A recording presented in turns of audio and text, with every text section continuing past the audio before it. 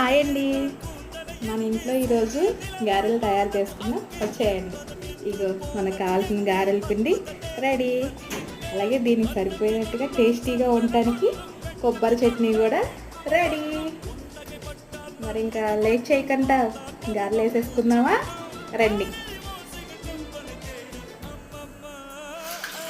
నాకైతే డైరెక్ట్గా వేయటం రాదు. నేను ఎందుకు టీ జల్లెడ మీద గారెల పిండి తీసుకొని ఇలా వేసేసుకుంటున్నాను.